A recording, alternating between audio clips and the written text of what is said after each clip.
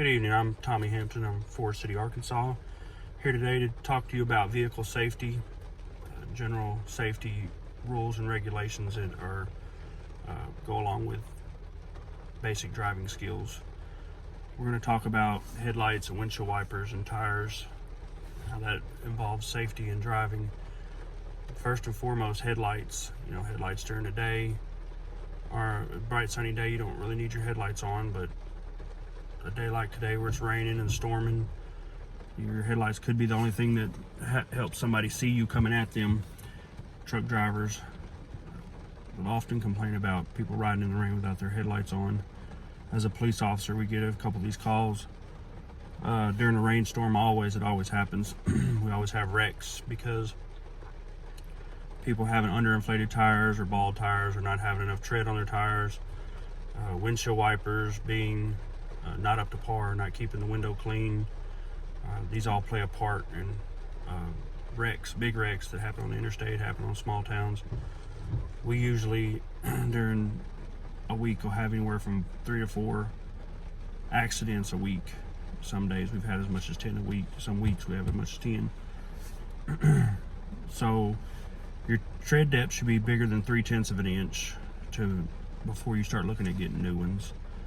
Your headlights should be on in the rain. That's the law. If your windshield wipers are going, that means your headlights are going. That's the law. If you're coming at me and your windshield wipers are going but your headlights aren't on, I'm going to stop you and advise you. Turn your headlights on. It's just good practice. But it is actually an Arkansas code. The reasons why I want you to wear your seatbelt is mainly for yourself.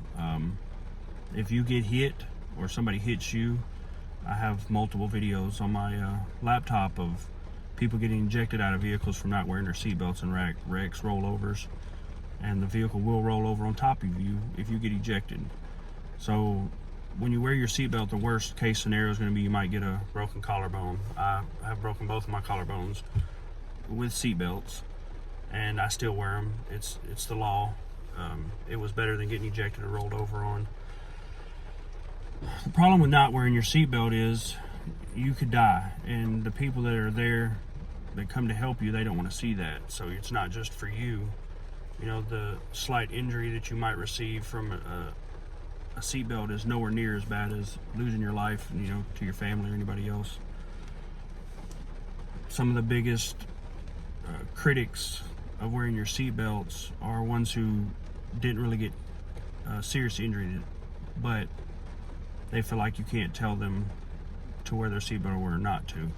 And it's too late to tell them once they've already died, so it kind of outweighs their opinion because they're still alive after having a wreck. The people who died are the ones that suffered because they didn't have their seatbelt on. For instance, I seen rollover when I was just freshly a rookie. A lady got ejected out of her front window and the car flipped over on top of her and crushed her whole body. And when I went around the car, nothing but her head was sticking out the side of the car. And if she'd wore a seatbelt, it wouldn't be permanently stuck in my head 14 years later. Some injuries you might receive is, like I said, broken collarbones, torn rotator cuffs, maybe some internal bruising from the lap belt, but nothing really life-threatening from wearing your seatbelt, even if it's a major accident. Your insurance asks that you wear your seatbelt. It's part of like incentive program. They'll give you some money off of your insurance for wearing your seatbelt. Fines. Officers in Forest Cities, they love to stop for no seatbelt, and the reason being is because we have such a high volume of accidents in our city.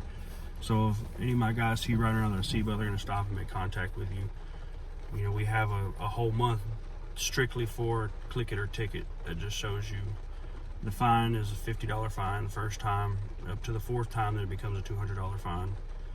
So if you continue to not wear your seatbelt, then the fine will start to grow and you'll become an habitual offender for seatbelts.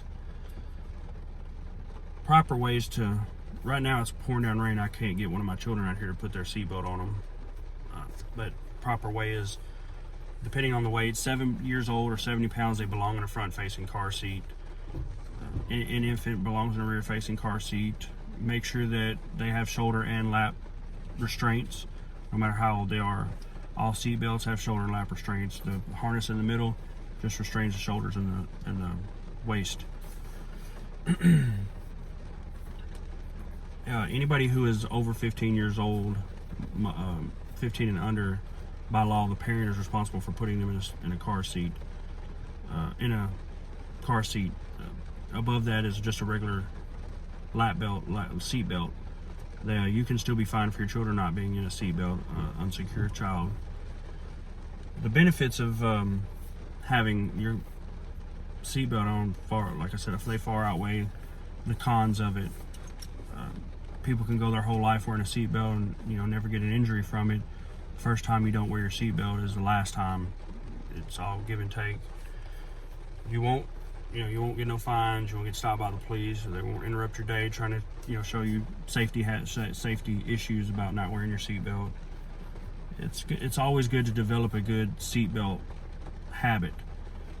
Anytime you get in the car, automatically just reach over your shoulder, take the seatbelt out, make sure it goes across your waist, and then click it in, pull it tight so that it goes tight across your waist. It's laying directly across your shoulder, and you're ready to drive. I thank you for listening to my little short video on seatbelt safety, vehicle safety, and I hope this makes you a better driver. Thank you.